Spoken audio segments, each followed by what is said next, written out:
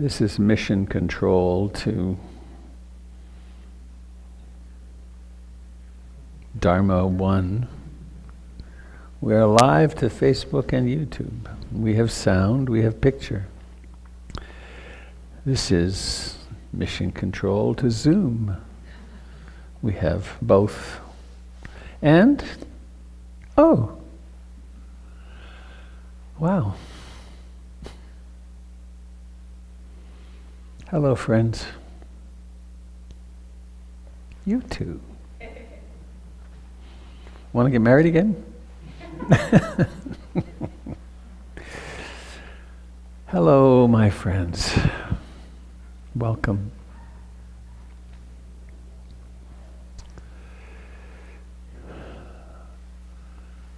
A couple of announcements, housekeeping items, I guess, I want to remember. One is that we have one or two left. We have hearing devices if you have difficulty hearing in this room, and they're really quite clear. So if that's a problem for you, the worst places to sit are the first, like kind of on this angle here. So if you're having difficulty hearing here, it's really garbled where there. And here is impossible, because the speaker's there. In an earthquake, this is a scary spot.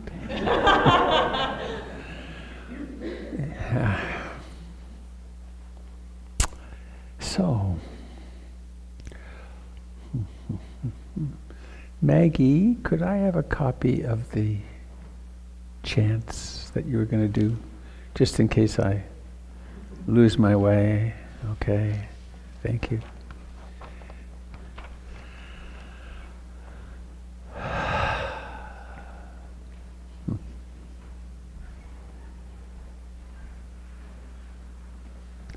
It's Had Walmer, the founder of the Barking Dog Library. Yay.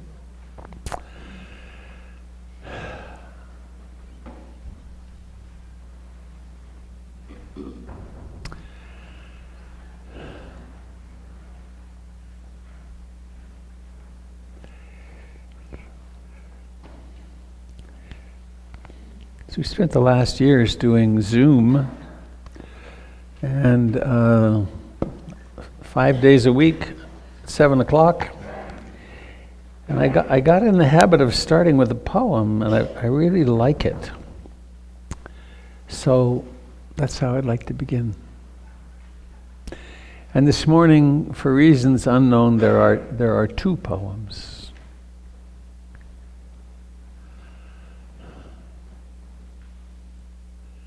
The first is by John Wellwood.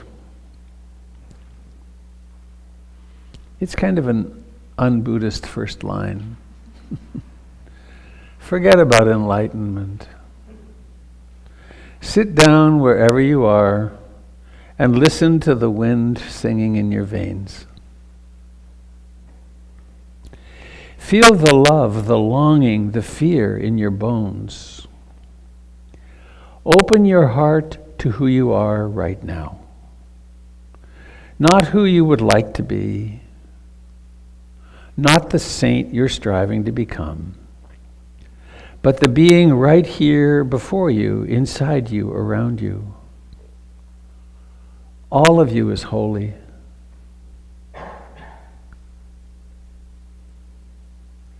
You are already more and less than whatever you can know. Breathe out. Touch in.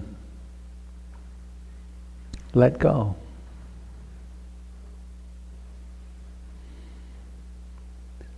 I guess there really is only one poem this morning. Forget about enlightenment. Sit down wherever you are and listen to the wind singing in your veins. Feel the love, the longing, the fear in your bones. Open your heart to who you are right now. Not who you would like to be. Not the saint you are striving to become. But the being right here before you, inside you, around you. All of you is holy. All of you is holy. You are already more and less than whatever you can know. Breathe out. Touch in. Let go.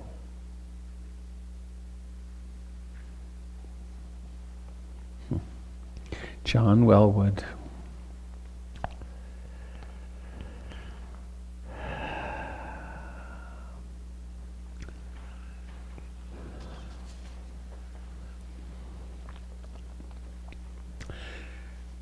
I believe the most favored, practiced sutra in the entirety of the Theravadan Buddhist canon are the Buddha's words on loving kindness.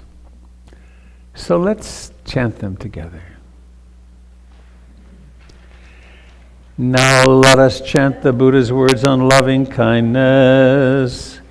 This is what should be done by one who is skilled in goodness and who knows the path of peace. Let them be able and upright, straightforward and gentle in speech, humble and not conceited, contented and easily satisfied, unburdened with duties, and frugal in their ways, peaceful and calm, and wise and skillful, not proud and demanding in nature. Let them not do the slightest thing that the wise would later reprove, wishing in gladness and in safety, may all beings be at ease. Let living beings there may be, whether they are weak or strong, omitting none, the great or the mighty, medium, short, or small, the seen and the unseen, those living near and far away, those born and to be born. May all beings be at peace.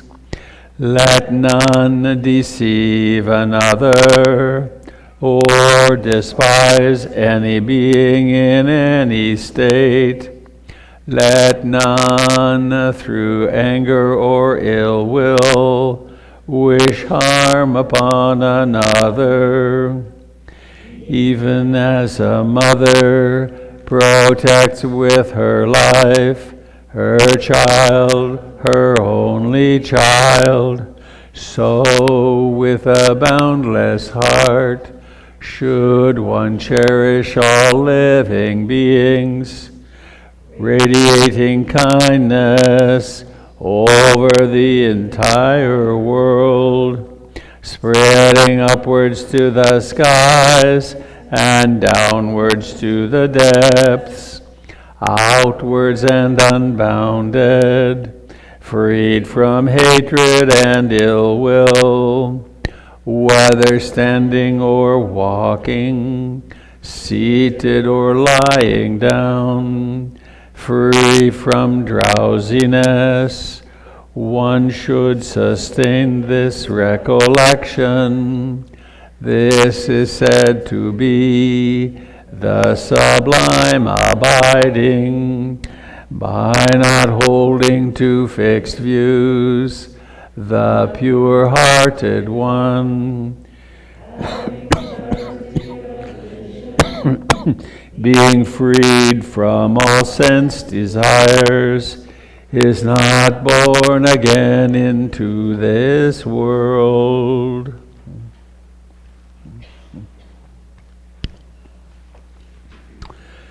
For those in the room who have the sheet, if you'd like to practice that at home, please take the sheet with PIMC's blessing. It is not a theft of the sacred sheet. if you take one home. Yeah.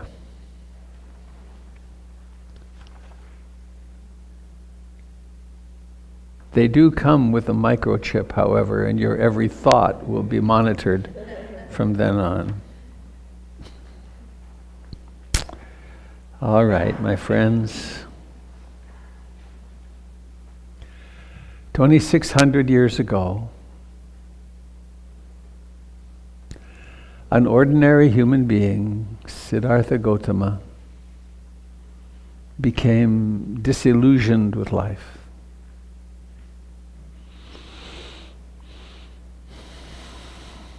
Neither Netflix, nor Costco, nor the vacation in Rarotonga, nor the new baby, nor the new relationship, nor the new... They all got tarnished for him. And he became what's called world weary. And so he went off on quite a journey, 7 years worth of very intense full-time practice. He went to the forests, to the jhana masters, the great concentration teachers, and quickly mastered what they were teaching. And the story is interesting little tidbits that the teacher says, well, now you know everything there is to know. And the Siddhartha's response was, well, what about sickness, old age, decay, and death? They said, stay, teach, share my students with me. But he was on a quest, as is each one of us in this room. You don't qualify to be in this room, actually, unless you've bumped your nose on the disappointments of life a few times, or a lot of times. Because you wouldn't be interested. He then went off to try to fast himself to freedom. If I just never let myself have any satisfaction, any sense-door satisfaction, I'll be free. And he did that for years. Classic image, he became a 1 grain of rice a day man, which is low carb, low fat, low everything. And he almost died. But then he was rescued by this young woman who saw him on the brink of death and gave him some food. And then he went off to another journey, which was that he went, or continued his journey, to sitting underneath the Bodhi tree in Bodh Gaya, and something happened to him. Something really big happened to him. Something very natural happened to him. And not only did he wake up, which human beings had done before, people spontaneously wake up and realize what's true, but he knew how to teach it. He figured out how to pass on the experience. And so down through these 2,600 years, 120 to 140 generations, depending upon how long they are. Through all those generations, to Lady Sayadaw, to U Ba Khin, to Ruth Denison, and now to me and to you and whatever comes next. A living teaching. And so we gather together for the second time in 2 years, live. And hello to those of you on Zoom. 57 on Zoom. Hi Eric. Nice, lovely. I've become so familiar with the morning crowd. It's quite lovely. From all over the country, and several international people have hooked into. And there's also there's people watching on Facebook and YouTube. So there's a lot of us sitting here right now.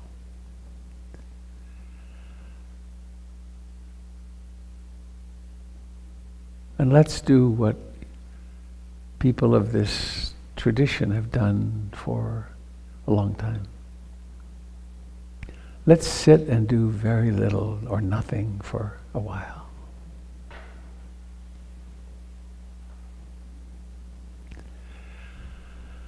We take a comfortably upright position.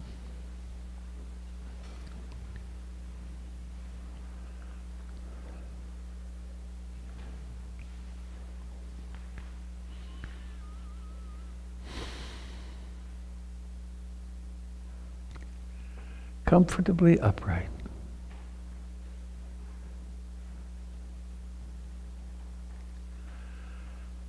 And as it says in the Satipatthana Sutra,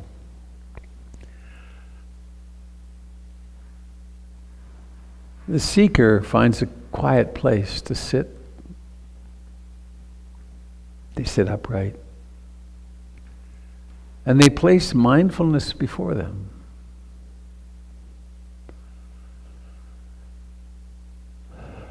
And abandoning covetousness and grief concerning the world. Letting go of past and future.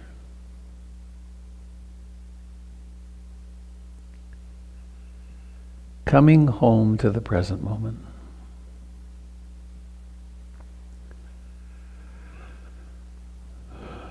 And the seeker, the meditator, the person,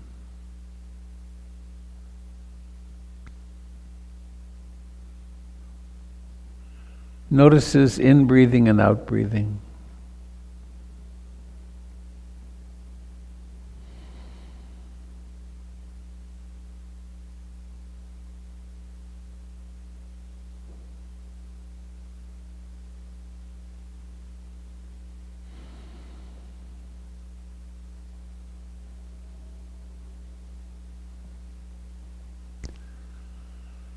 And this is not an intellectual study. There's plenty of study you can do, but the actual practice is not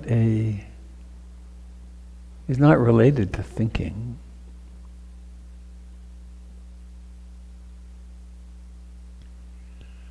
There are actual sensations as the body breathes in and breathes out.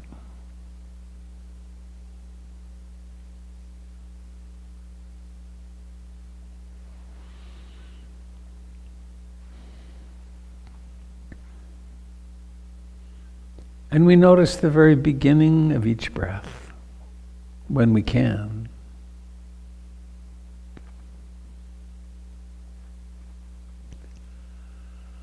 And we notice the rising of the chest and abdomen, the expansion.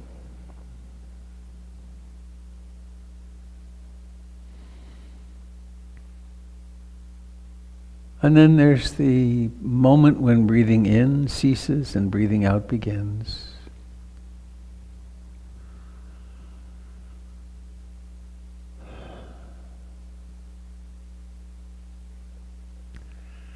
And then breathing out takes its course. It breathes out until it's over. And then there may be a pause.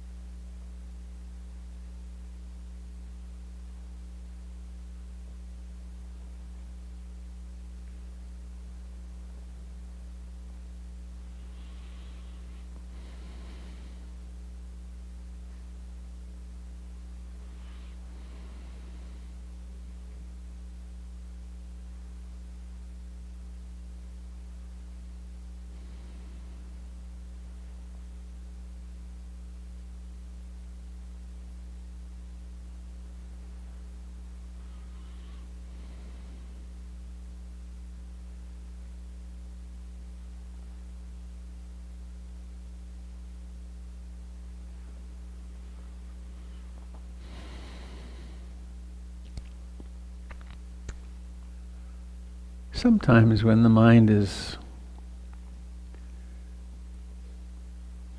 kind of quiet, it's possible to follow, instead of the chest and abdomen, which are rather large objects, we can attend to the breathing in the nostrils.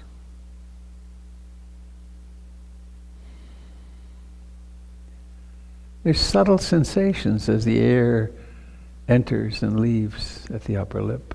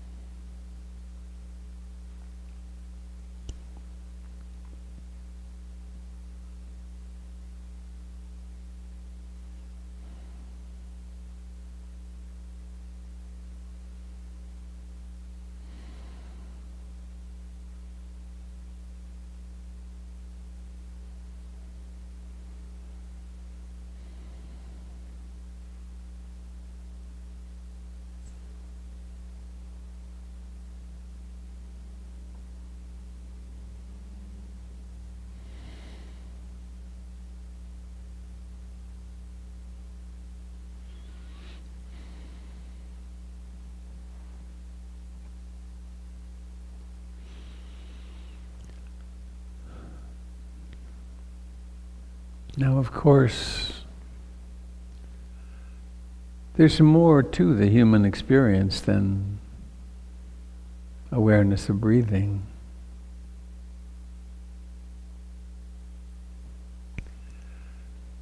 There might be quite a lot of wandering mind.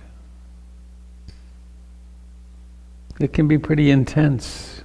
Restlessness, agitation, worry. Trying to figure something out. Trying to fix that conversation that went badly yesterday, or worrying about the news or something.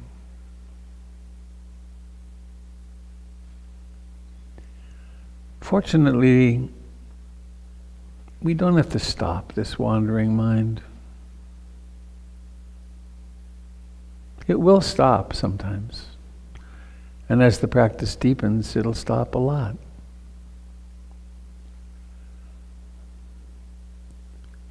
But it stops through acceptance rather than violence. And so when the mind is wandering, you might make a little mental note, wandering mind, returning to breathing.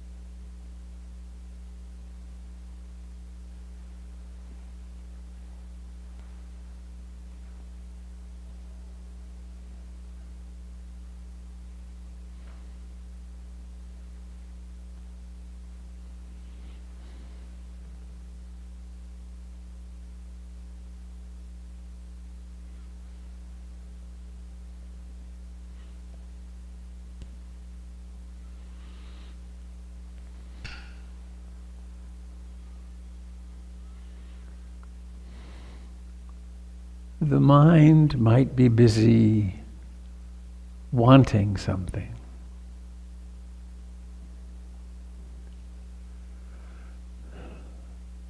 I want a particular mental state, or maybe it's I want my team to win in the upcoming this or that, or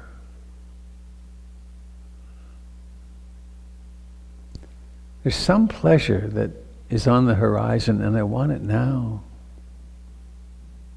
So there's a kind of leaning into the future with wanting.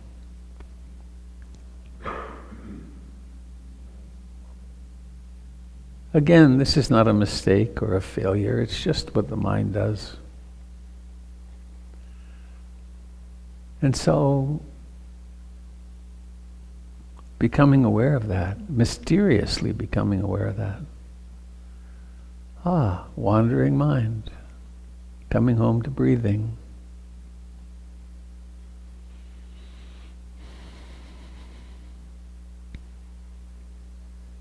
And there's the disliking mind, the mind of aversion or pushing against or hatred. I don't like that. That shouldn't be.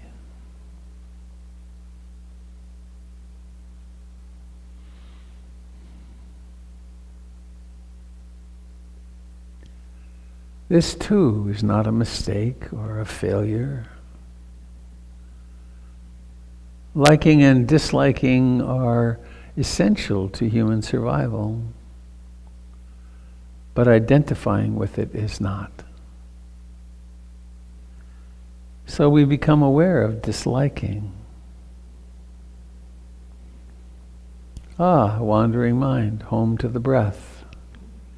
To this breath right now, this sensation right now.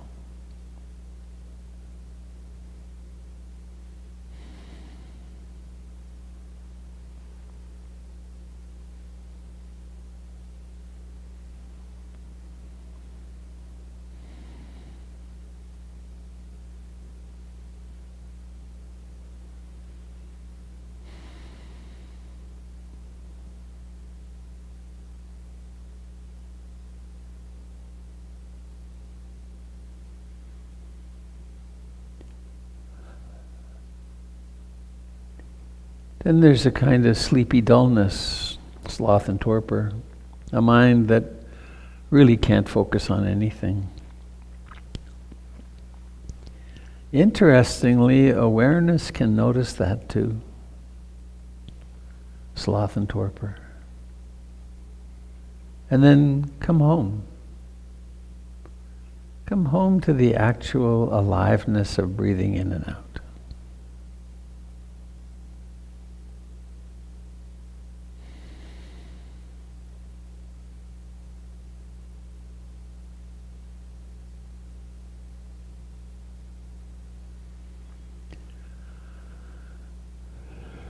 And there's doubt. Doubt comes in very small and very large versions. Doubt can stop your practice in its tracks.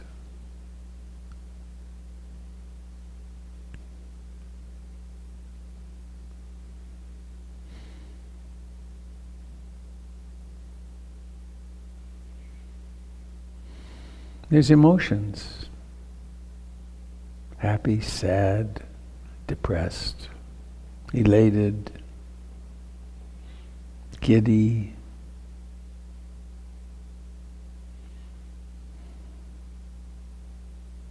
Anxious.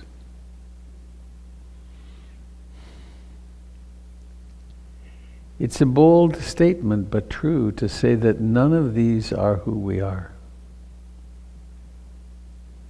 They are the weather.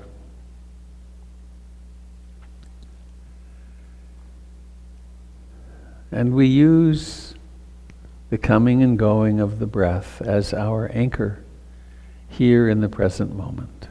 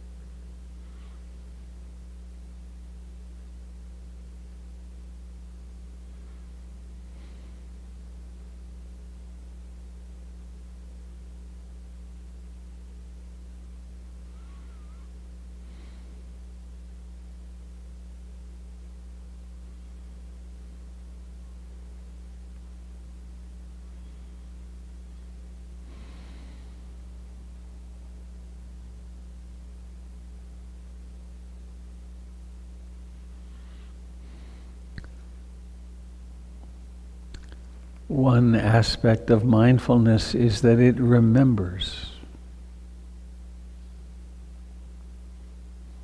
It is aware, it's knowing.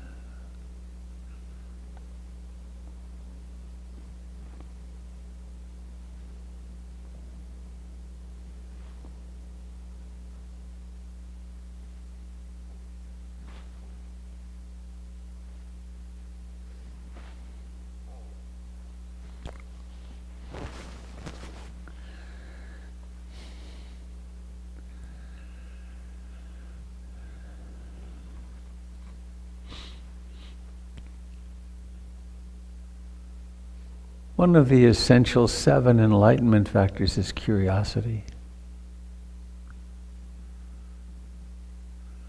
We've been living in these body minds for so long. We take a lot of it for granted. What about the fact that there's awareness?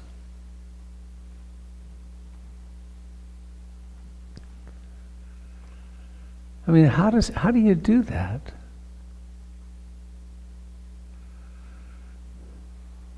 For instance, maybe please become aware of the sensations in what you think of as your feet. There's the feet, there's sensations, but how do you know? How does that knowing happen?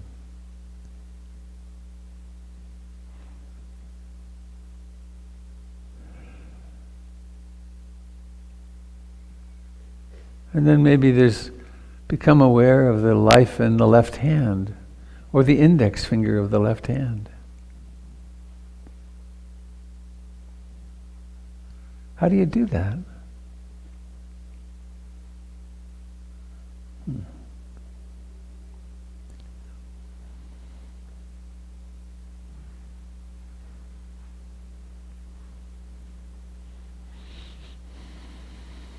And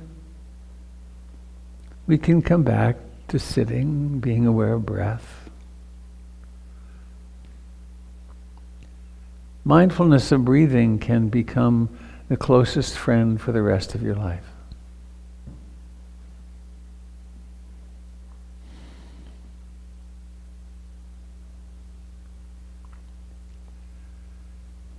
It too will, in its time, vanish, but on the way there,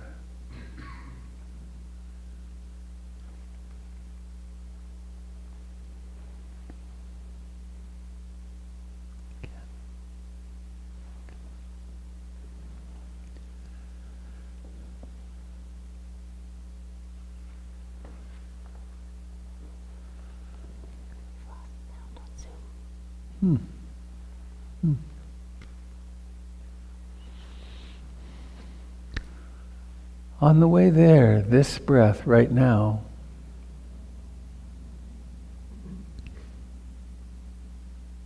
can become home.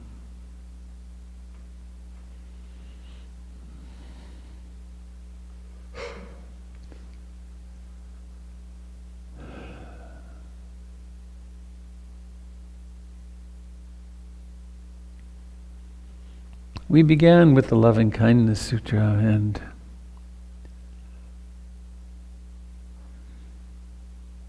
the thread of love and compassion weaves its way through the entirety of our practice. We can remind ourselves, I aspire, I intend to love and to accept myself exactly as I am in this moment. That's a big statement.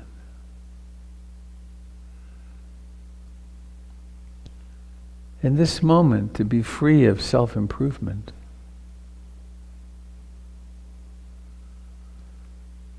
to actually be here in great love of oneself.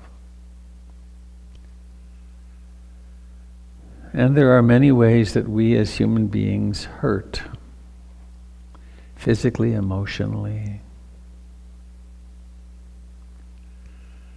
Whenever I'm hurting, I aspire to love and accept myself exactly as I am, and to hold myself in sweet compassion.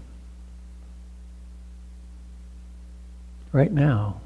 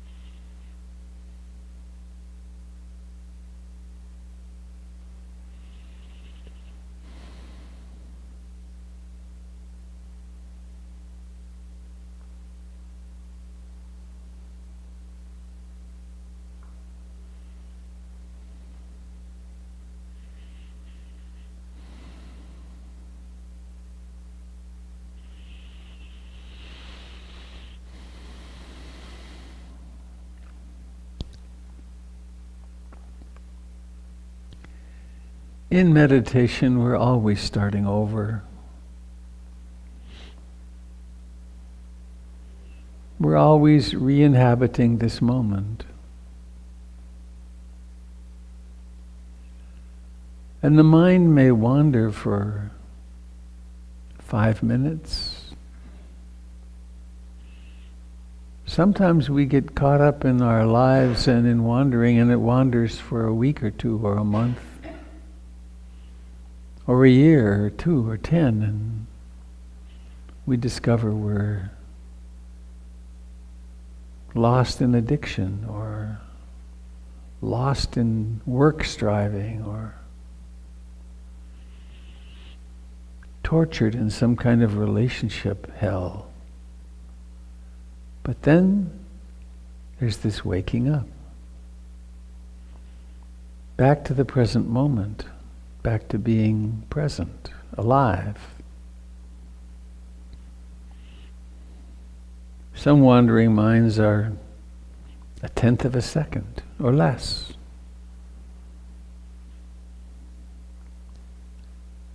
Whatever it is, however it is, we simply pick up this breath now. Breathing in and breathing out.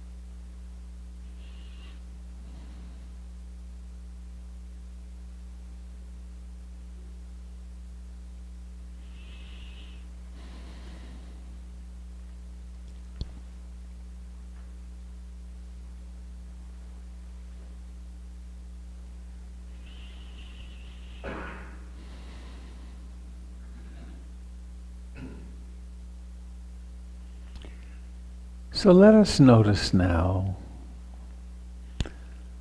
what's it like in the body? How is it in the body? Are there places of pleasure, warmth, delight, coolness?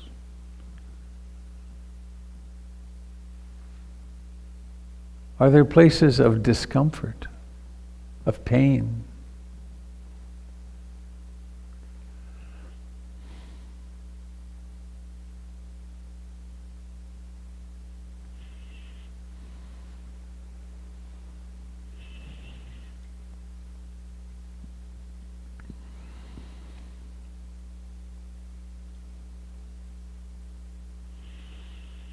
If there's significant discomfort, we can do something utterly counterintuitive, and that is to turn toward the discomfort.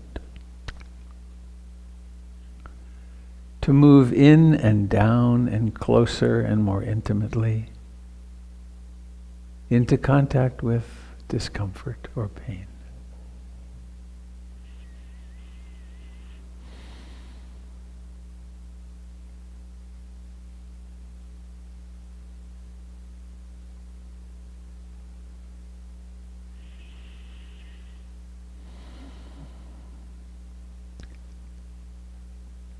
And now as we come to the end of our time of sitting meditation,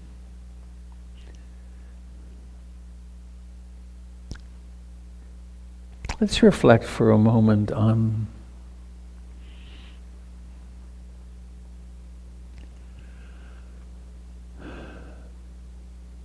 the fact that we all know that what we really want is to be loved and loving. It's the great human ambition.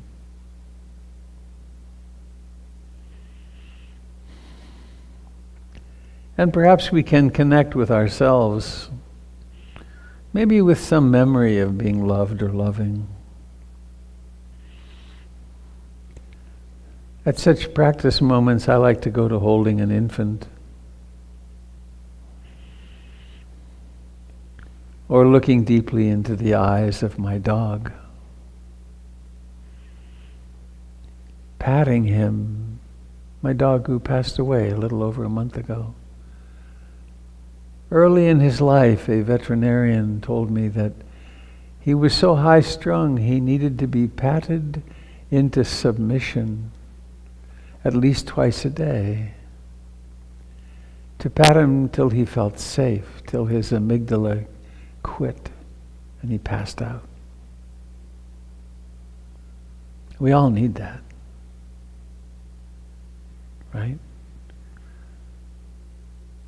We all need that. It's the image of the mother and the baby 12 to 18 inches apart, gazing intoxicatedly into each other's eyes.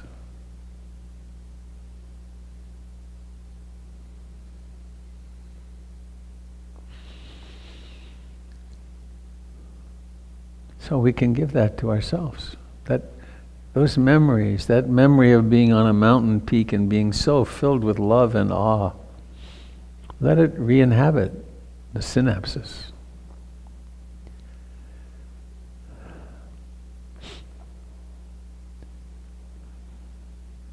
And are there words that might carry that? Maybe it's classical, may I be happy. May I know the complete safety of an undefended heart. May I live with ease and grace. And now, while holding that in the heart very lightly, bringing awareness into the hands,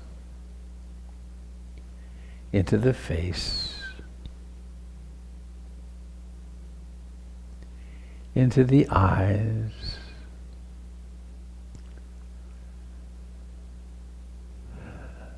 notice the sensation of eyes.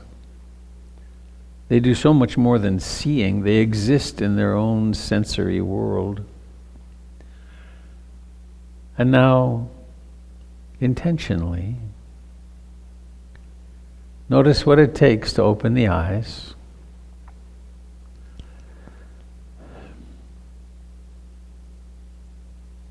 Notice how blurry vision starts, and then, depending upon the acuity of your vision, it'll become quite sharp or maybe quite blurry. And then notice seeing.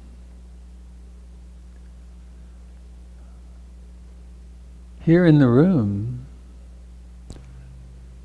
we can practice seeing, and maybe invite you to turn and look around in a moment.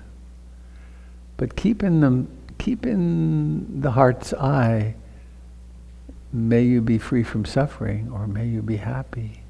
Seeing yourself in these other forms, and just to the degree that you're comfortable with it. You can look at someone up close or someone in the distance. Pause. You know that this is a person who really needs to be loved, of course. A person who's lonely, who's scared sometimes.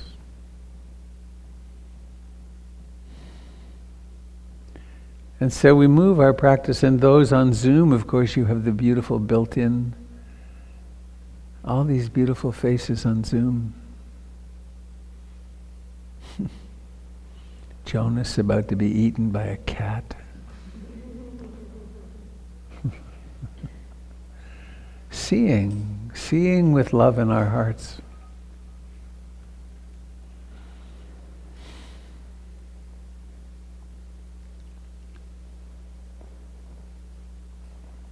It's a great way to go to the mall. It is. It's marvelous.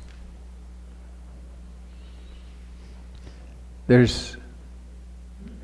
could be jaundiced in this, but there's so much pain on the faces of the people in the mall. It's really quite easy to go to compassion. I mean, the mall is this place that says, here it is, this can make you happy, this is it.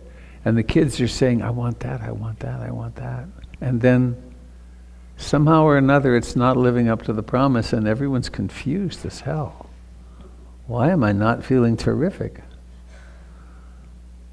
It's because it's difficult.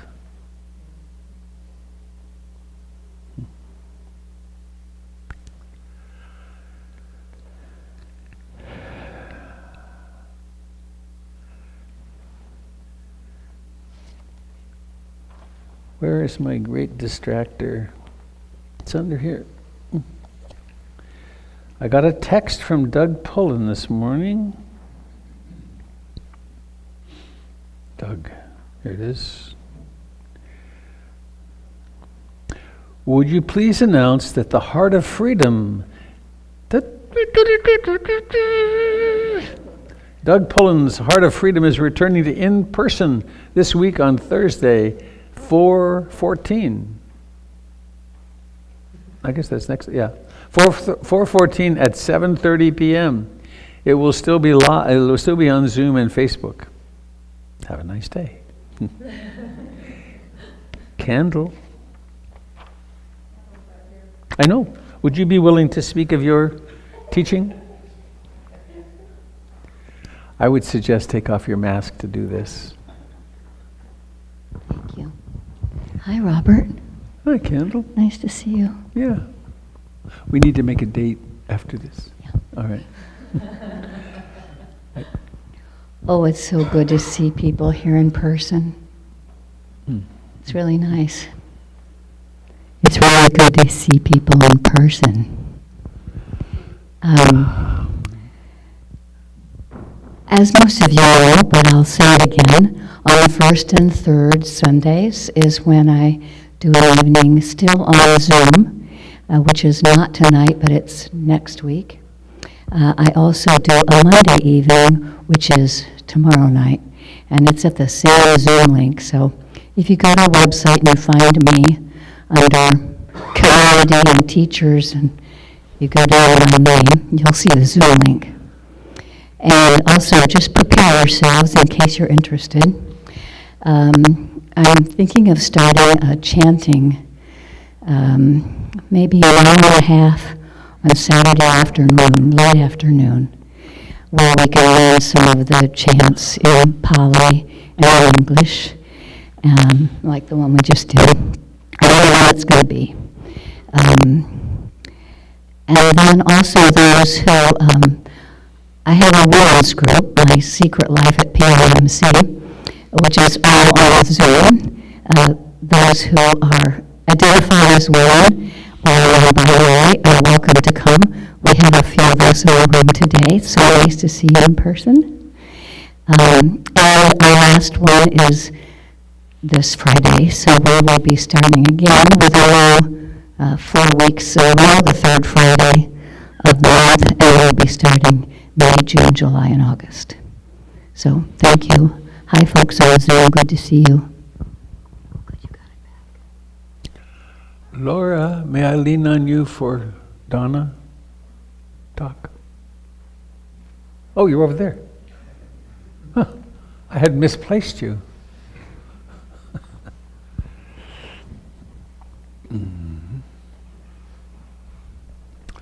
Sorry to those of you on Facebook and YouTube, the camera just won't point that way.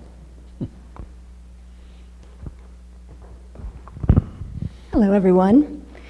As some of you know, some of you might not know, there's a term called dana. Dana is generosity. I think that's one way to translate it, at least.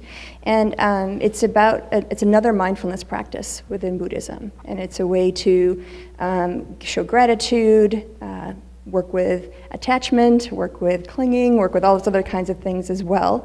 And it is a way to give back to a community, such as PIMC. So I, as a member of the board, as a member of your community, I hope that you find in your heart a way to give back. That can be through your service, it can be through your ideas and your energy and your participation, and it can also be through financial resources which help to make the center run.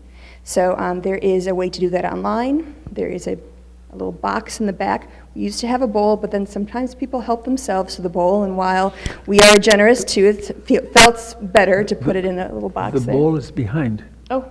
Yep, behind the TV. You put it in this bowl, but there's also a box in the back if you want to. And, or again, online, and it all goes toward the center, and as a member of the board, I'm actually working on, going to be ready for Tuesday, I promise, a more transparent accounting of what comes in, what goes out, and it'll be posted in that little pass-through as well. Every month, once we get it approved as the board, we get our finances closed for the month, then will be posted for you guys to see as well. So, thank you very much. Thank you. Kat. Kat will introduce and invite you to the BQN group. Hi everyone, my name is Kat. Hi. Wow, this chilling. My name is Kat. My pronouns are they, them. I'm so delighted to see you all. I just wanted to let you know, if you haven't heard, there is a wonderful queer affinity group called Be Queer Now that meets every Sunday evening from 6:30 to 8. We have rotating leadership of meditation and conversation discussion, conversation facilitation.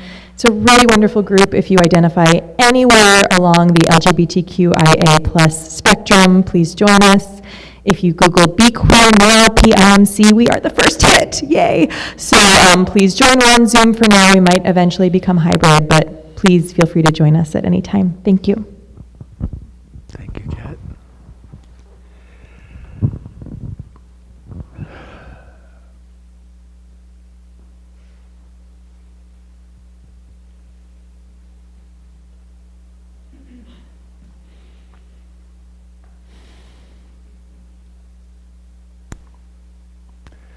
There's something else, Maggie. Maggie, you want to come say something? I'm fine here. Well, actually, Maggie, you need to come up here because we have other people in the system. It's an act of Dana to come and speak into the microphone, especially for people who hate it. I don't know if you're in that category or not, but All right. Greetings, everyone. Just piggybacking on what Laura said about service, another way to give to the community is to volunteer. And right now, we're recruiting volunteers for opening and greeting on Sunday mornings, and also hospitality. And we have a number of folks that have already signed up, so thank you if you're one of those.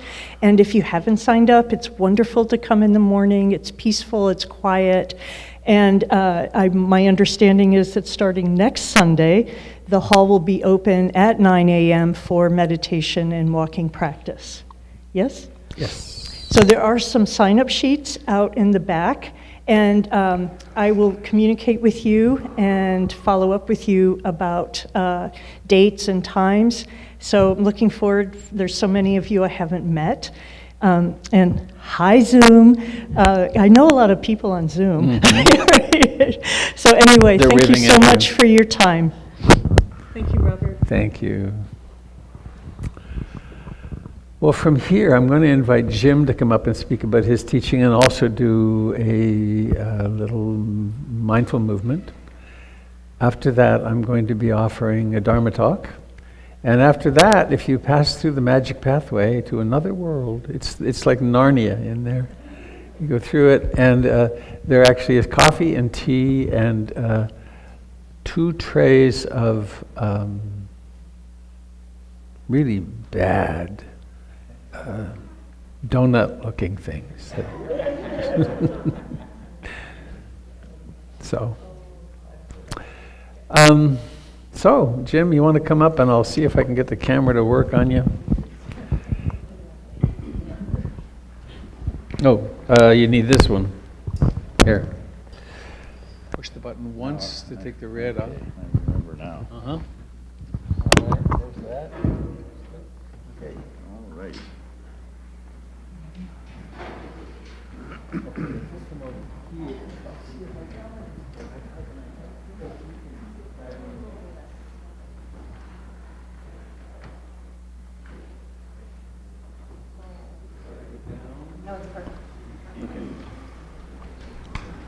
Okay. So we're standing. Those of you that want to join us, we're standing in touch with our feet, in touch with the earth element in our. Oh, you want to talk about your other teaching too? Okay. Before I get into the movement, on Monday nights, Jim's guest house is broadcast from my home in Beaverton, and starting in May, I'm going to be having a class in my home on Thursday nights, and both of those are at 7 o'clock. One will be on Zoom, and Thursday will be in person, and there'll be more announcements about that on the Connections listserv. And next Saturday, I'm going to be here doing a Qigong workshop from 9 till 2. Ordinarily, online, they were 9 to 1, but I'm going to extend it an hour and have a break for snacks, just a chance to visit with people, celebrating our in-personness. At any rate, that's the 3rd Saturday of the month, and that's coming up on the 14th. 9 o'clock till 2 o'clock. And you can register online, and that helps me plan for Saturday. All right. Take a breath. We're attending to a body standing. During the course of our first 45 minutes here, we investigated curiosity and metta and generosity, and all of that is incorporated into my practice of Qigong. The idea of moving back and forth and letting one leg support the whole body on one side and then switch back and forth, that's a way of attending very specifically to the sensations in the bottoms of the feet, the extended sensations in the legs and the hips are moving, the center of gravity. So we can use the attentiveness, the focus of attention on any particular area of the sensational body, the body that's sensate and sensitive. We can also be aware of the whole body moving in space. We can move into a pouring of energy into one leg and then back into the other leg, and there's way too many sensations to be attentive to individually, but the flow is there, the rhythm is there. So attention can center. We can pause and just open the hands, feel the life in the hands, and be very focused in one precise area. Or we can open the heart of attention and the whole body sinking down and lifting up and softening the tissues in the shoulders and the elbows and the knees. We're hammered all the time in our culture with stimulation to buy this and seek happiness there. Robert was talking about the mall, all the promises that are made. Happiness is here, buy me. And then there's all sorts of things to be afraid of, and there's lots of media organized to keep us stirred up that way. And the body absorbs elements of that. So we stop and lift and open the heart and say, the undefended heart is the safest place to be. Undefended heart. And when we do that as a group, we're inviting others into this same subtle waking up in the chest, in the heart. So attention focuses, and then it just radiates, flows. Reaching overhead, we can paint a rainbow, use our imagination to cultivate images as antidotes to what we absorb from our normal, everyday hammering from the media and the culture. We don't need a rainbow on an overcast day. We've got one right here with our intention, intending to paint a rainbow. Sinking. We'll cross the wrists, come up the center, and with the imagination, penetrate the clouds and separate them. Now, it's not some sort of magic incantation, but how does it feel for the body to engage in a harmless action? Lifting, turning, stretching, moving through the clouds, moving through this ocean of chi that we're in.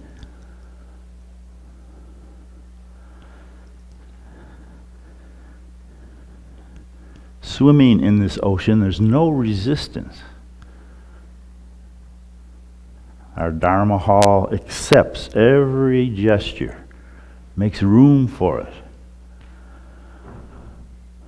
And then pause, become aware of stillness, and again, come to specific, precise attention.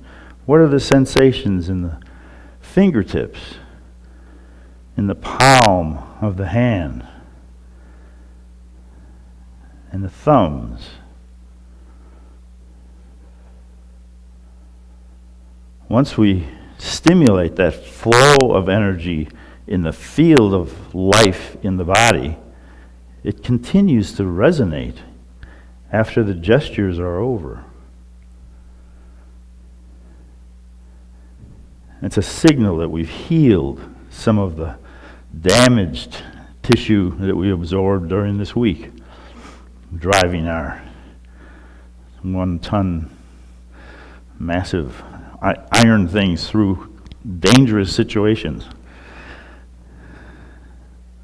My body tightens up every time I drive to a class.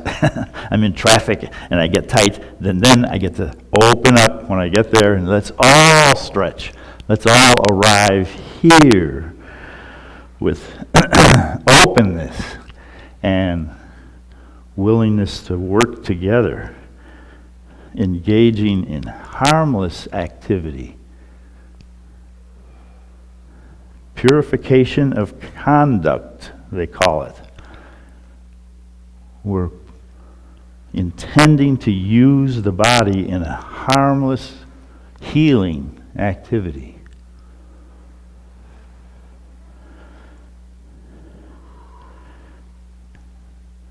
And we'll be doing this next Saturday, along with some poetry and some sitting.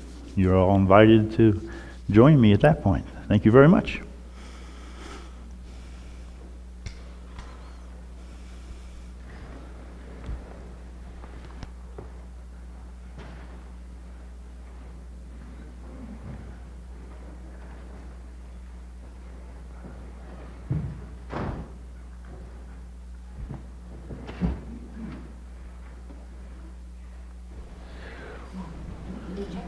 Will you help me with the camera?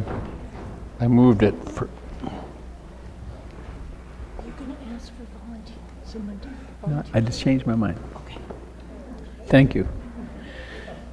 How is it? Down? No. Just the. Yeah, that's good. I can fix it. Yep, perfect.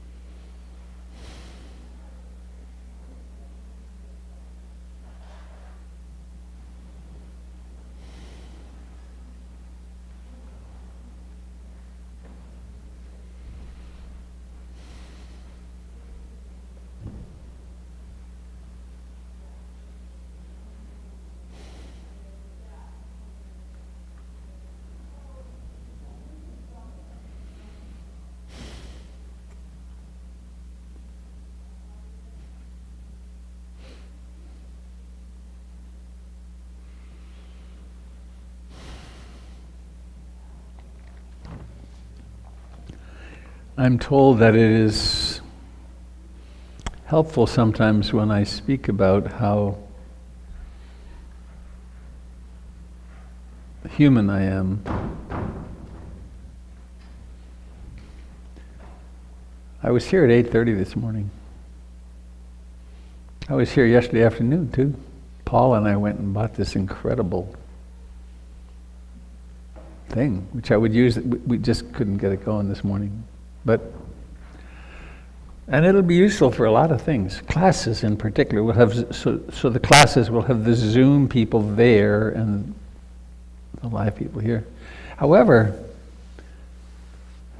there's a lot of wires and a lot of switches. And it just wasn't working. And I watched as the anxiety grew. And I've done this a lot of times. I mean, I've sat in this seat a lot of times. And I've had things fall apart a lot of times.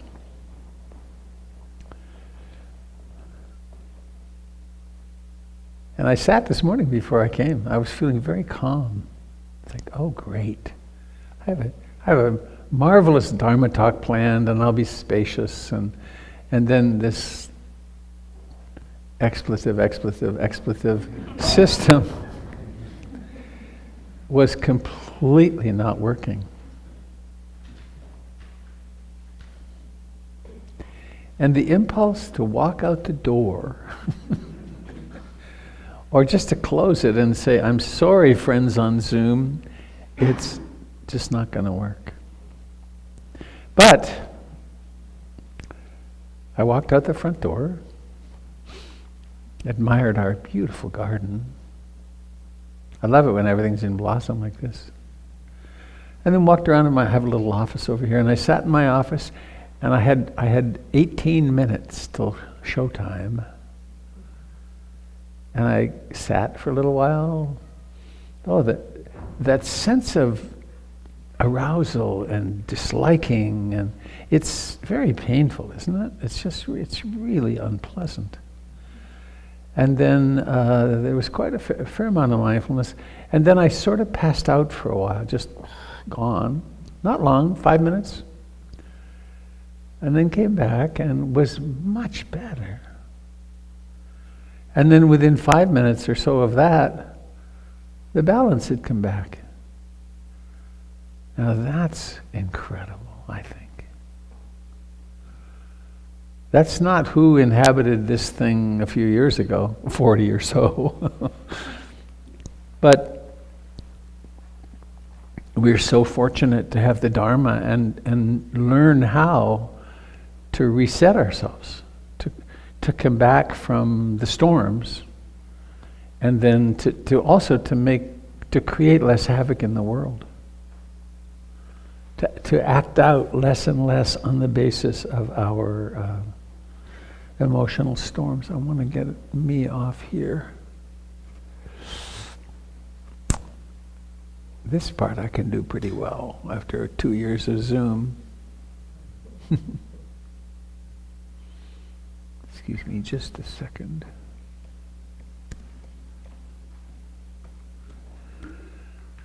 There. So,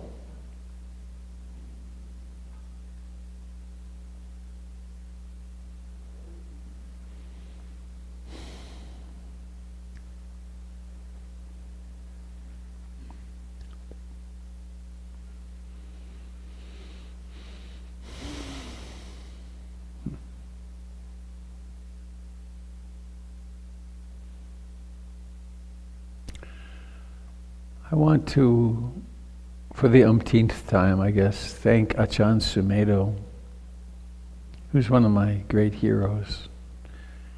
He's in his 80s now. He's coming to Portland. Do you know what the date is on that? 29th, right? I'm going to...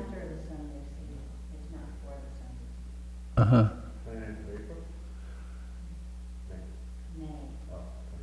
Right. Portland Friends of the Dhamma. I highly recommend going to honor and be present with Ajahn Sumedho. And he's got you can get his collected works, 5-volume set of his writings, and just open them anywhere. I carried in my car for the longest time. You remember cassette tapes? I had a set of 28 tapes of him teaching, and I would just reach around and pick one out and stick it. It didn't matter where I put it in. That he's an amazing human being. And one of the things that I learned from him was it's okay to stop talking when you're teaching. Right? It's okay to fall silent. And he sometimes will fall silent for 5 or 10 minutes when he's teaching. What's the hurry? Well, to be professional, you have to have your points,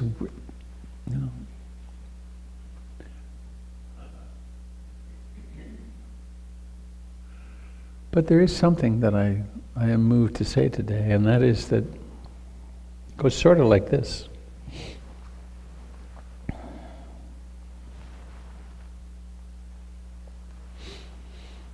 Can't find the first sentence.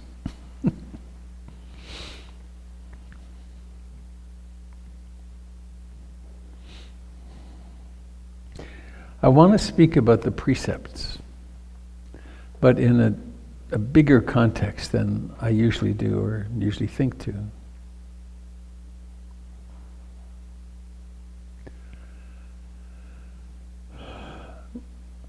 We humans really have a dilemma.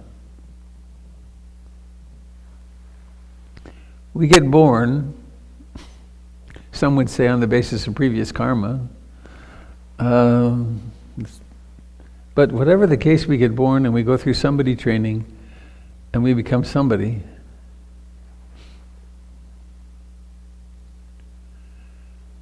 And life can be exquisite, can't it?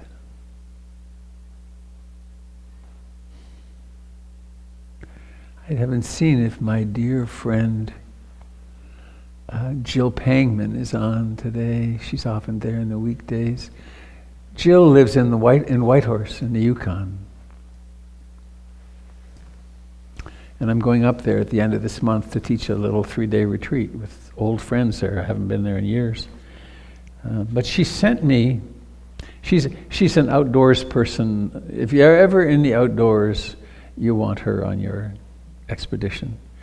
She takes people down the great rivers in the north of Canada to the Arctic and all kinds of amazing adventures. And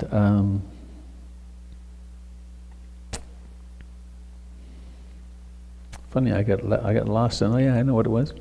She sent me a video. It was a 1-second video of her son who has skied in the Olympics. Of him skiing on a high snowfield in the Yukon in beautiful snow. And it's one of those scenes that's like, oh yeah, that's the pristine world. Well, I spent a winter in Switzerland. I've lived that. And it's something else. And I'd like you to think about some of the really remarkable things that have happened in your life. Right? Holding that baby when you were there for that, or being there at a death, or the astounding dinner where everything was perfect, or you remember that trip to wherever that was so wonderful and you fell in love there. Life is astounding in its richness. And it's utterly unstable. And there's no predicting anything. That's not true. We predict all the time, but often it doesn't turn out that the prediction is correct. And so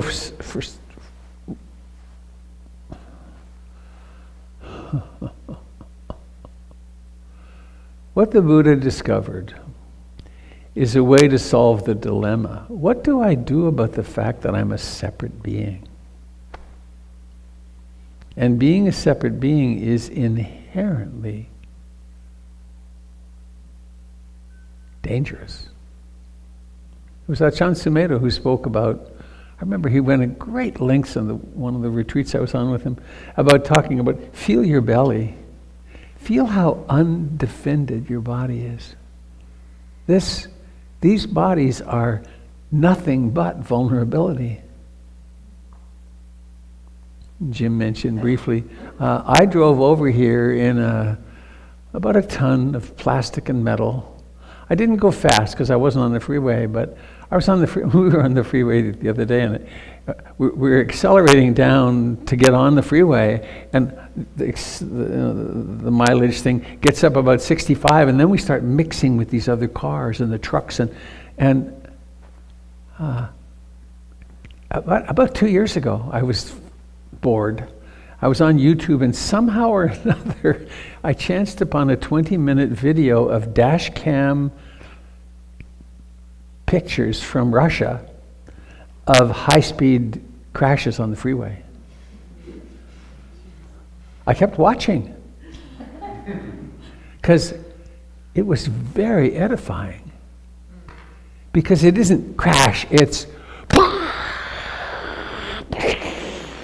wild. And I do that quite regularly. So all of that to just point out there really is instability, and there is dukkha, there is suffering. And so sometimes we encounter that enough that we discover I need to do something about this vulnerability. I need to figure out how do I How do I live happily in the midst of this, when there's such exquisite pleasure and such exquisite anguish and loss? And the Buddha teaches or taught, and then we discover, well, seems like the answer's in the mind. Seems like it takes quite a while in life to get to that point, though. Because there's always, well, when I get here, when I have this achievement, when I finally get the house, then it'll be. But then it dawns on us that the answer's in the mind, and having a mind that I can train, having a trainable mind, is really a big help. Because I can start, like the little story I told you about the storm that was happening in here, and in 10 or 15 minutes it was really over. That's a remarkable thing. So to have a mind that can calm down, to have a mind that can observe itself clearly, it begins to become obvious that, well, that's the way. And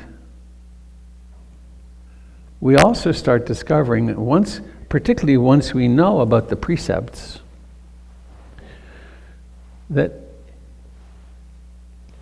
I can keep this mind in continuous agitation by the things that I do in the world. And I can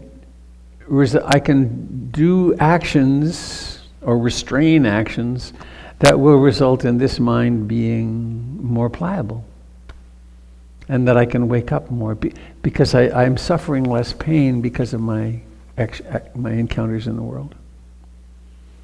So that's the context I wanted to try to put it into. And then there's the 5 precepts. If I were a Buddhist monk, I would have 227 or 28 major precepts, and then a bunch more. As lay people, it's recommended that we follow these 5. And this is when I would like to pull it up on the screen, but I'm not going to. So they're very straightforward in a way. They cover the same territory that the 10 Commandments cover, but they do it very differently in that they say,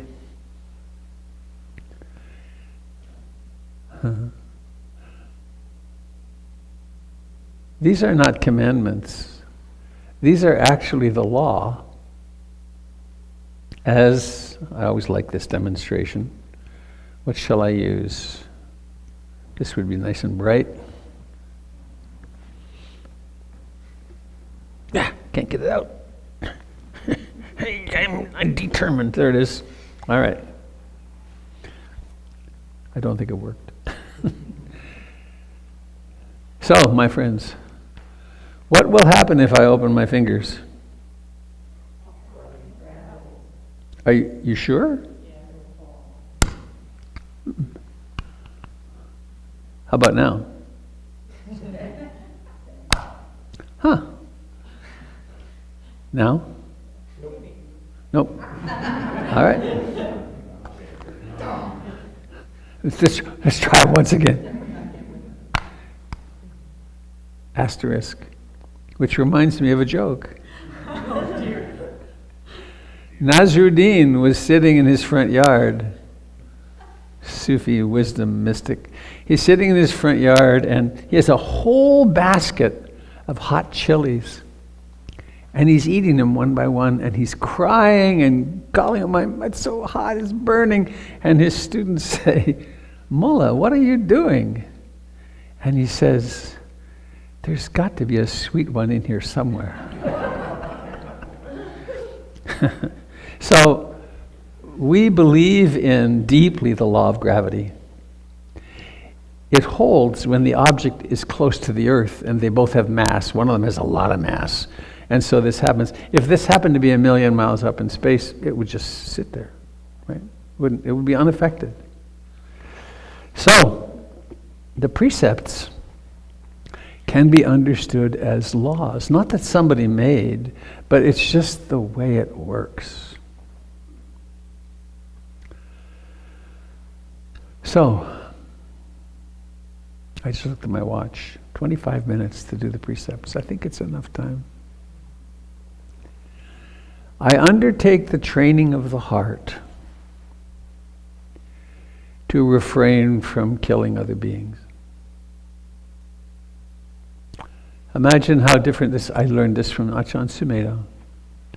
Imagine how different the world would be if we humans just took this precept at this level.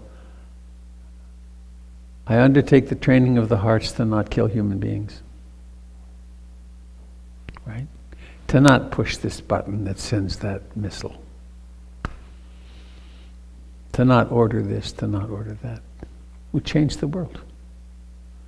Now for ourselves, mostly we don't go around killing people. And we can take this out further to, how do I minimize the killing that I do in the world? Right? You can't drive a car without killing billions of beings and so on. You can't garden without killing. So how do I act in such a way as to at least be conscious when I'm killing? There's a lovely little article on my website, robertbeatty.com. It's called Killing Ratty, which is the story of killing the rats in my home. And the challenge, it was a very interesting challenge, and I learned a lot. So there's lots of ways this can go here, but I want to do it in 25 minutes. So to not kill, to do our best not to kill. There's a positive statement that I wrote to each of these 25 years ago or so, which is, I aspire to become kind and of service to all beings. So the opposite of killing is, how can I help? Both of these sadness, a wave of sadness. I've had the privilege and honor to work with several men who've been in the killing fields. And they saw their friends killed. But what really upset them years later was the killing they did. Because it breaks the rules. We're not supposed to do that. So, the second precept, and you can see that if you kill someone, your meditation is going to be very difficult.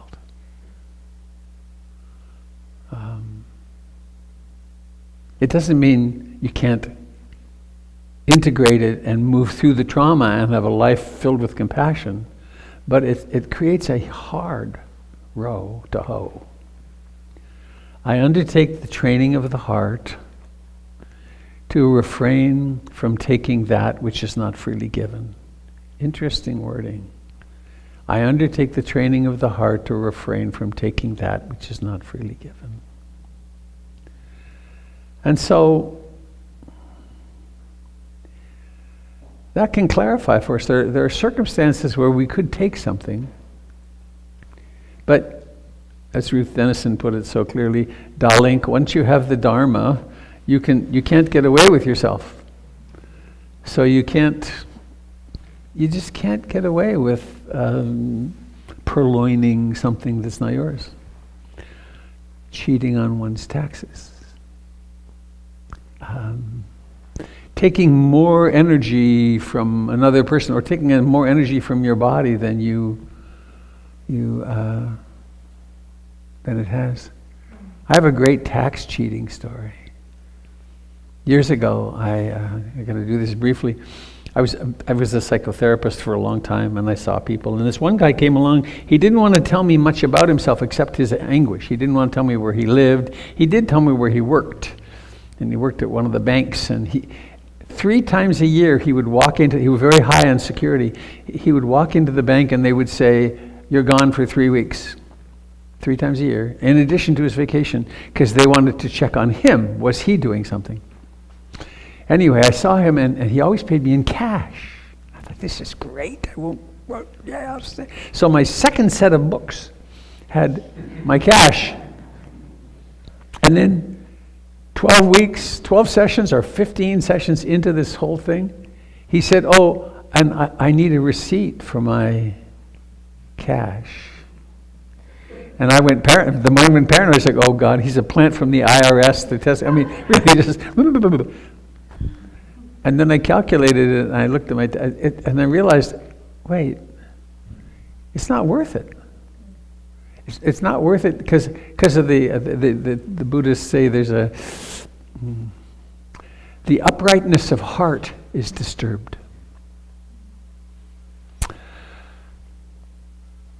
The positive statement of that, Laura put very beautifully just before, which is, I aspire to become generous to all beings. The difference between mine and ours, or I have enough here, let me share some with you, because in the very act of sharing, I suddenly become rich. Both of my kids, separately, they're 3.5 years apart, now they're 40 and 35. Both of them individually came up, I had the same encounter with them. We've had a hot tub since my son was 4. And it's been a very important part of my physical and spiritual development. I learned, my meditation changed radically when I got the hot tub because I meditate in the hot tub. And I was so tense, always striving to get somewhere. I learned how to just let go.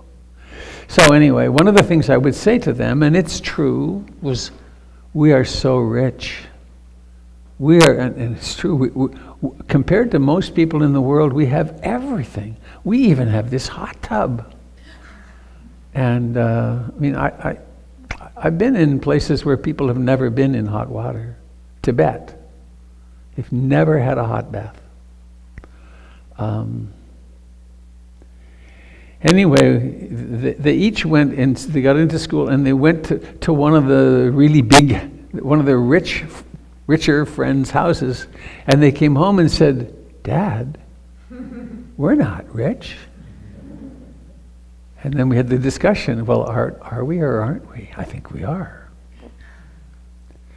So, giving and dana to support the center is a marvelous gift. And to put a hot dog in the hand of one of those strung out guys that I meet outside the 7-Eleven on the way home is also fine dana.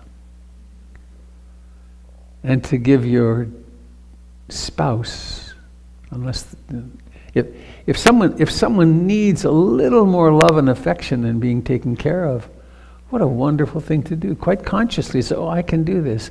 And going back 2 steps or 10, if you neglect yourself, giving yourself, do you give yourself an hour a day for yoga and meditation? If not, why be so stingy? When it's the most important thing we can do for world peace is to become peaceful. The same with anything. We can turn our activism into violence like that because we lose contact with what's deep in us. The third one, a very interesting precept.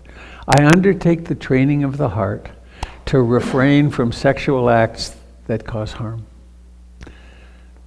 Please raise your hand, if you're willing, if you've ever done anything when driven by insanity and sexuality, if you've done anything that hurt yourself or others.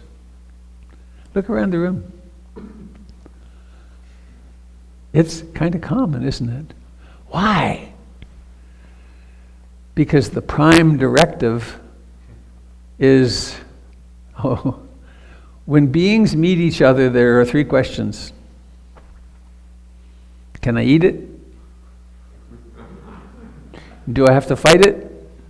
Or do I mate with this one? That's primitive. There's a lot of our physiology, of our brain structure that asks those questions. And in order to have reproduction happen and the next generation get shot out of the cannon. I didn't mean it that way. Didn't mean it that way. That was totally unconscious. For the next generation to get born and face the world that it faces, there has to be a very primitive driving force. And we human beings go quite insane.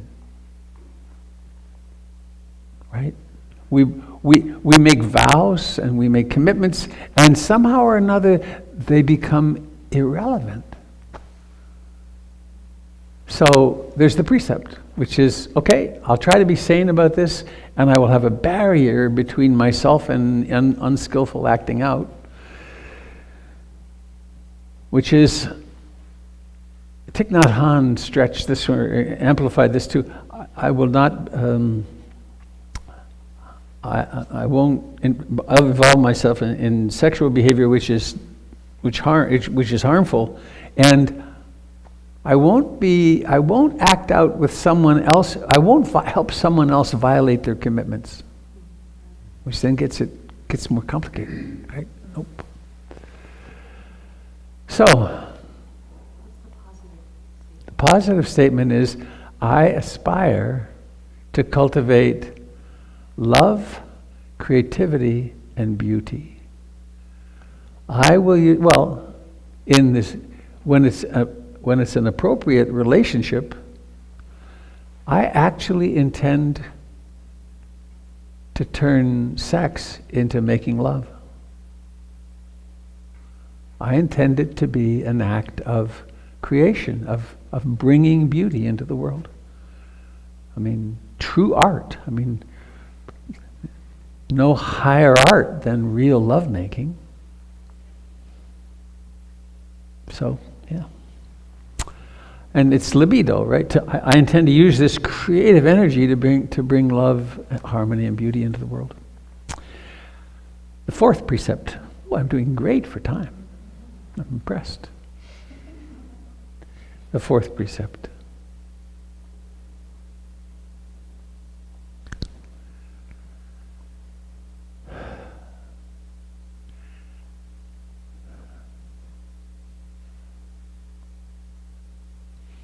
One more thing about sexuality.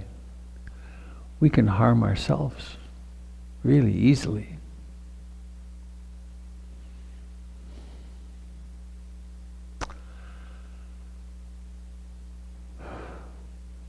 I undertake the training of the heart to refrain from false and harmful speech. Lying, slander,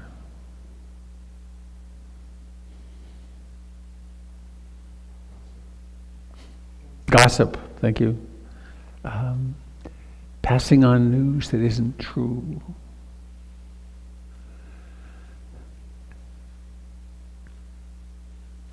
Oh, and idle chatter. That's a colorful one.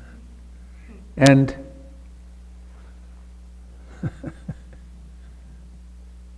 more and more, I experience everything on the media as idle chatter. There's one thing I pick on, which probably offends someone in the room, at least mildly, but Jennifer, my wife, sends me funny things sometimes. She sent me I can't remember if it was a video or what, but the essence of it is this. There's a rather large guy, and there's somebody in a suit who was previously a large guy like that. And the guy on this side is saying, well, I wasn't sportsing as well today as I usually do, but the team was sportsing pretty well, and by the second half we were sportsing, and the other guy was asking, well, how was your sportsing today? And you can fill in whatever the sport is. It's always the same. There's only one conversation. It's kind of crazy, isn't it? I mean, and we can take that into it. Take it into your own, whatever you watch addictively. I would like to brag that I have pretty well extracted myself from the war in Ukraine. I got pretty sucked in there for a while, such that it was really affecting my mood. Because I'd be looking forward to my next hit, right? I could be there, and this happened today. Oh, and then it would replay. And I discovered that aside from sending money, which is I like to. I'm still not sure about that. She's always listening. So there are some ways I can be helpful, but staying involved and uptight in it doesn't help anybody. In fact, it hurts. So, lying. There's a great little booklet you can get on the internet. It's called Lying, and it's by Sam Harris, and it's short. It's like 50 pages, and it will change your lying behavior. He starts out with the premise that there is never, ever a reason to lie. And the little white lies are expensive. So I encourage you to read it. It's quite a fun. It's short, tiny. It was written for the computer. Lying, slander, gossip. In my years of counseling and teaching, I've known several people who had to quit their jobs because of the gossip circumstance. The conversation was always about somebody else, and it was a negative conversation. And when they ceased or didn't want any more to be gossiping, they were expelled from the group. It's a powerful system.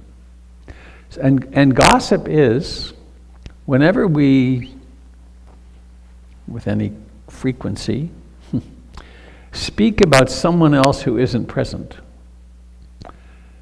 And in terms of the meditation, let's say that Paul and I were talking, and we decided we were going to talk bad about Jim Dalton. Right? It feels crappy even just to think of it. But so we criticize him, and we build a nice connection between us because we're able to say, well, we're not him. What happens the next time I meet Jim Dalton? Funny, it makes me sad just to think of it, actually. The only true thing I could say to Jim when we met was, oh God, I'm so sorry. I did this with Paul the other day, and I spoke badly about you. But we don't do that, do we? And so there's no more intimacy. It's gone. There's also a danger in gossip with parents who have a, quote, difficult child, and they talk about the difficult child all the time, and there's all those appointments with the treatment center, and there's always talking about the child, and they forget to have a relationship with themselves, and the child goes away, and their relationship is done. Happens all the time, because we stay focused on another person. We titrate our intimacy. I won't be intimate with you because I'll always talk about something else, someone else. Gossip, slander. Well,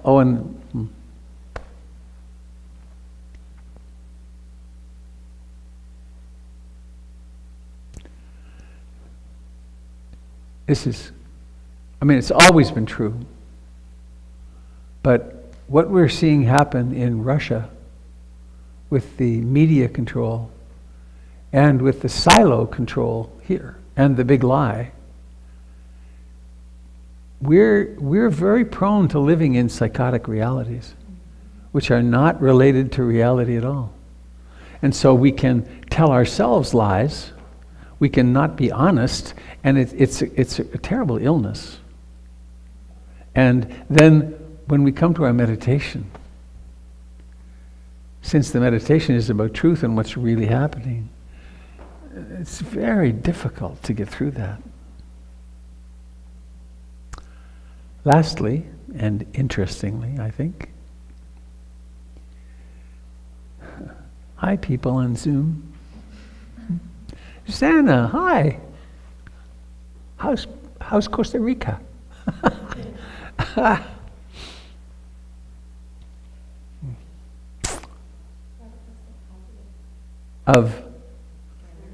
Slender. I aspire to use speech to create connection and community, to build truth. And I should always put in a plug here for our former teacher friend and anyone else who teaches nonviolent communication. Marshall Rosenberg created a technology of consciousness, of teaching, of speaking, which is revolutionary. Even just reading the book will change relationships you're in. But to actually study nonviolent communication changes a lot. I undertake the training of the heart to refrain from the use of intoxicants that dull the mind. What about that one? I had for years translated it as I take the rule of training to refrain from the abuse of intoxicants.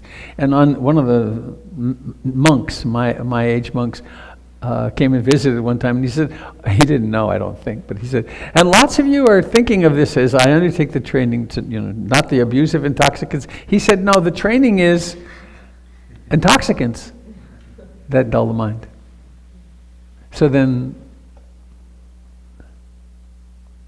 what do we do with that? What do you do with that? And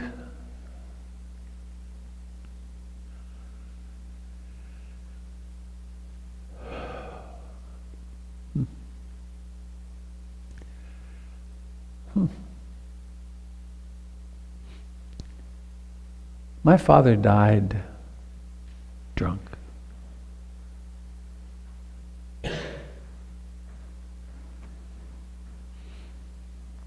My mother was a binge drinker. All of their brothers and sisters were alcoholic. 7 in each family.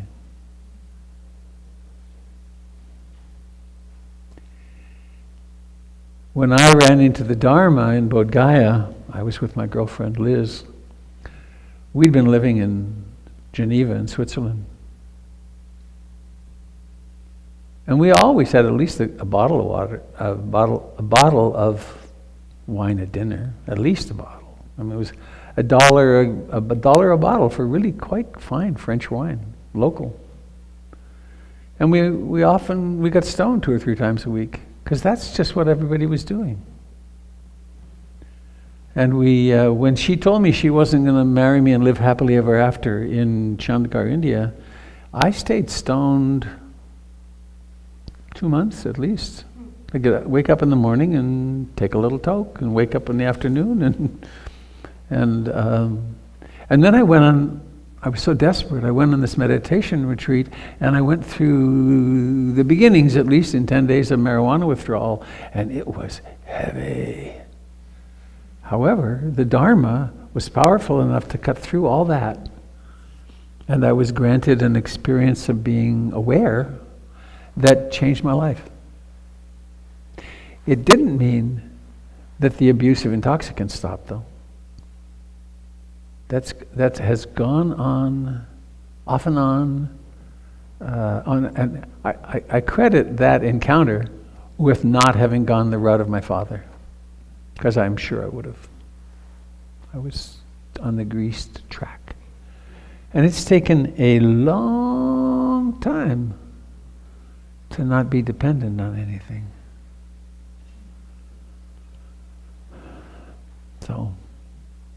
So the question is, I think,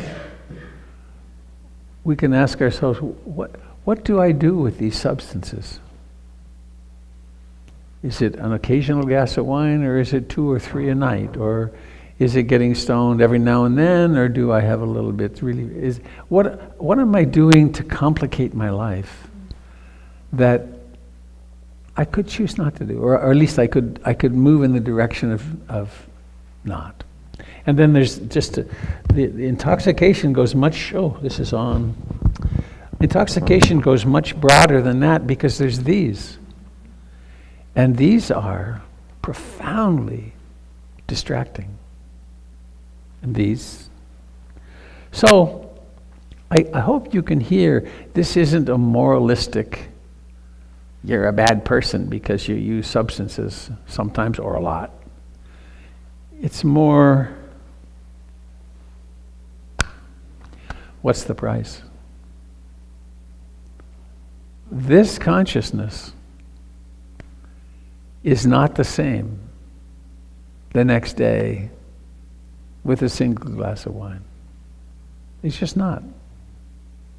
It's kind of dull and stupid, not very sensitive, not very capable of opening.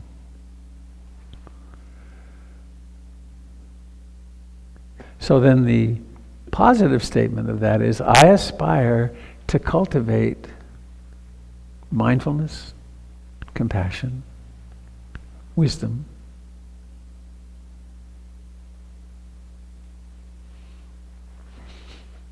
So I hope you can hear how these precepts they're not about blaming and kind of stupid morality. It's not that. You're a bad person because you do this. It's instead they're consciousness-raising devices that help us to notice, I am gossiping a lot. Or, I don't feel quite good about the way that I've been accumulating this or that. Or whatever. So I undertake the training of the heart to refrain from killing human beings and minimizing my killing. I aspire to practice, I intend to be kind and of service to all beings, rather than, this is mine and I'll kill you for it. I undertake the training of the heart to refrain from taking that which is not freely given, and I aspire to become a fountain of generosity in my life. That is a fine undertaking. The Buddha said, if you understood the value of generosity, you would never let a single meal pass unshared.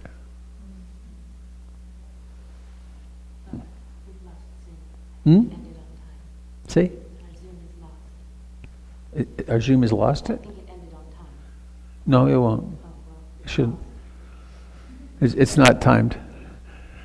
I undertake the training of the heart to refrain from sexual acts that cause harm and to use sexuality or this libido to bring love and beauty into the world. I undertake the training of the heart to refrain from false and harmful speech and to use speech to create connection and community. I undertake the training of the heart to refrain from the use of intoxicants that dull the mind, that make me unconscious. So, thanks for listening.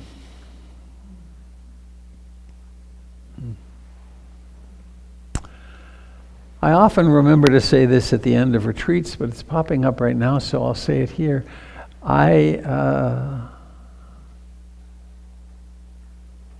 hope that nothing that I've said will mislead anybody and cause greater harm. And if I've done anything or said anything that caused you harm, let me know, because I have blind spots. Now, I don't want to go so far as to say if I said or did anything that caused you discomfort, because part of my job is creating discomfort. I come from a lineage of Ruth Denison who knew how to create discomfort. Are you attached to that? Well, let's not do it. Okay, so now we need to end.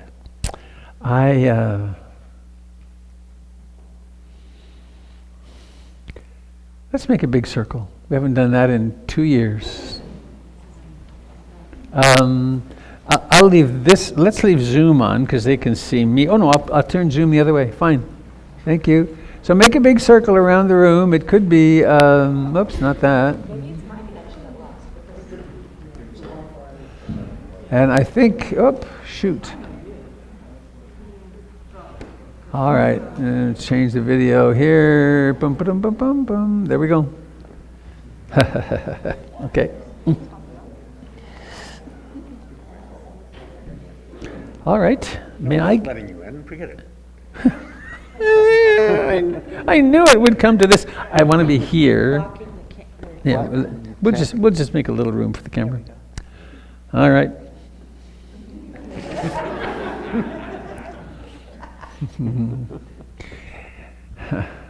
As you walk around the center sometime, you may notice there are beautifully stained doors and railings, and this lovely person here was responsible for that. After I tried to burn the building down with the oily rags from the staining, we let her. That'll do.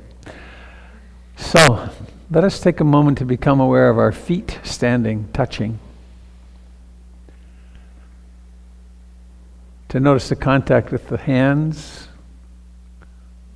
Nothing fancy here, it's just contact, life. And then I invite you to inhabit your eyes.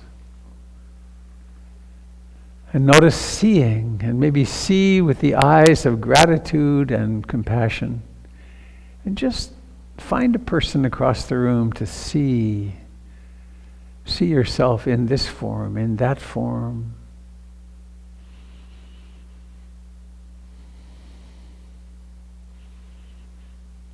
And let's close with a song, ancient old Buddhist chant. Ruth used to do this a lot. The words are Bhavatu Sabbe Mangalam. May all beings receive all blessings. Bhavatu Sabbe Mangalam.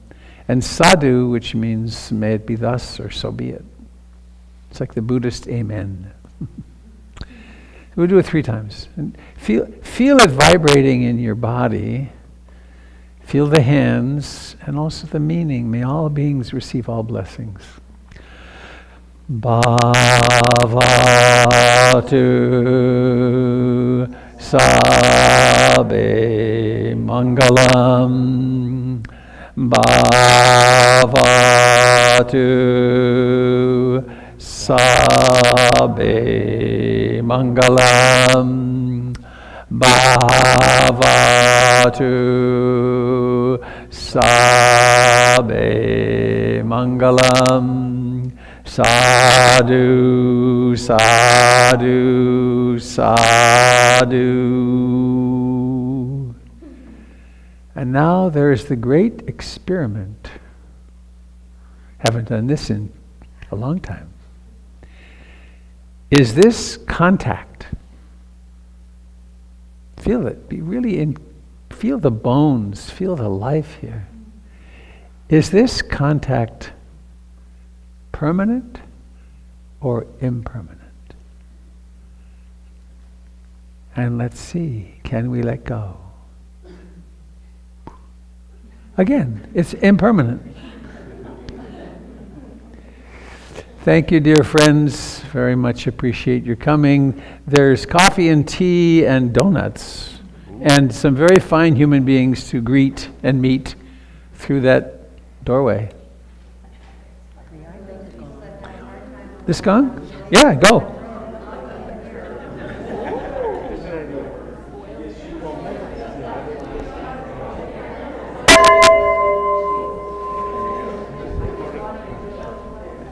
Do it again. Do it again.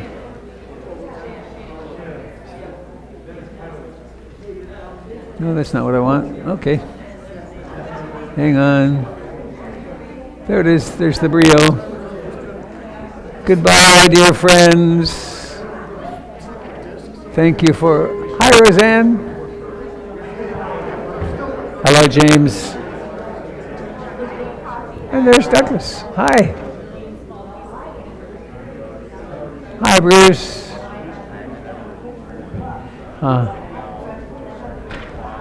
And Brittany. Hi, Brittany. I can't hear anything from your end. All right, I'm going to go and have a cup of coffee. Nice of you to be here. Bye-bye. Whoa, they're getting into ringing the gong. Here, I'll show you. Oh, I can't. Yes, I can. Hang on. I'll do this. I guess they're done. All right. Bye-bye. Preparing for the leap to hyperspace. 1, 2, 3, go. Oh, now I got to go to Facebook and YouTube. Where is it? All right. Well, friends, oops. I'll see. It looks like it's still streaming. Thanks for being